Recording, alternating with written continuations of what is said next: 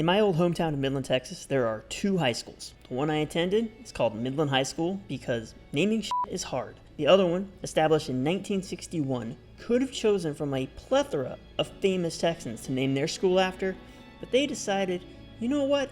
Let's go the treasonous route and pick a hero of the Confederacy. You know the Confederacy from such hits as Lovin' Slavery and pretending it was all about states' rights. They chose to name their high school after an objectively decent military general named Robert E. Lee. Today, Lee has this weird mythos behind him that tries to paint him as a person who attempted to unite the country post-Civil War, when the reality was, he was a bitter slave owner who other slave owners looked at and said, that guy is crazy.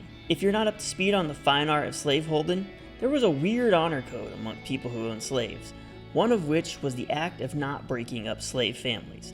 Again, Robert E. Lee, rebel through and through, said, nah, not for me, and then proceeded to sell his slaves and break up families like he was trading Pokemon cards. Robert E. Lee was also very, very vocal post-war about what he thought of African Americans. Some of his greatest hits includes, quote, "The Negroes have neither the intelligence nor the other qualifications which are necessary to make them safe depositories of political power," and the classic that wherever you find the Negro, everything is going down around him, and wherever you find a white man, you see everything around him improving.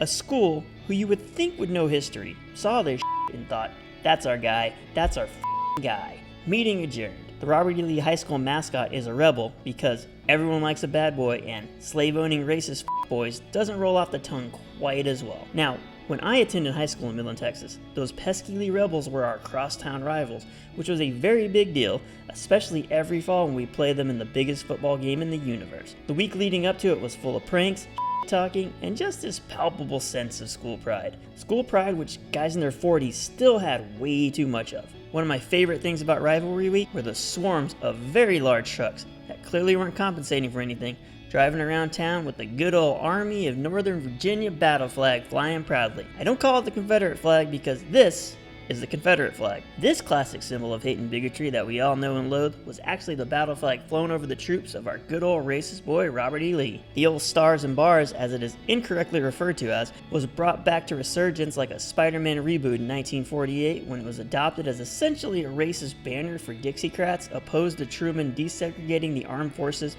and ultimately civil rights. Now, a little context for you concerning my personal experience.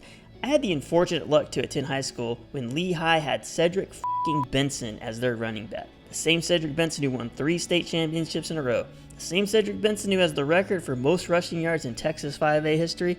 Drafted 4th overalls by the Chicago Bears, Cedric Benson. Needless to say, they kicked our asses every single year I was there.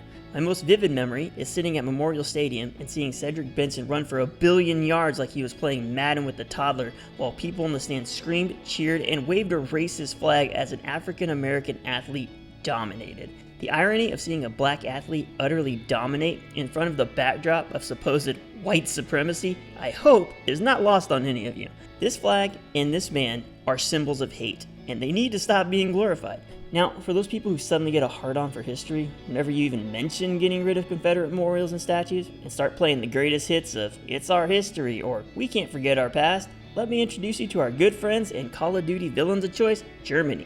They did some pretty bad shit in the past. If I need to explain that to you, I'm assuming you went to public school in Texas.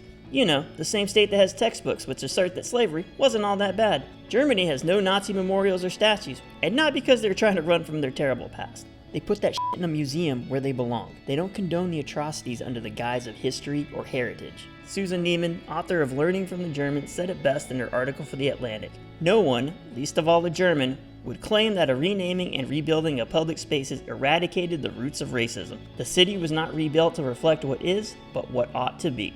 Robert E. Lee was not a hero. He was a traitor to the very flag you hold so dear, the flag you fly so high and get so angry about people kneeling at, the flag you love so much that you put it on your car and even wear it as fashion, which is against flag code and is actually more disrespectful than kneeling, not to mention just a basic fashion no-no. Change your school's f***ing name. Quit making me embarrassed of my hometown. Quit treating a school name like it's precious and part of some kind of historical memorial. And if you still keep harping on not forgetting our history, maybe take some of your small dick racist energy and devote it to reforming history education in public schools, because anything that refers to slaves as workers is just plain wrong. And if you give a shit about the name of a school and not what is being taught in that school, grow the f up.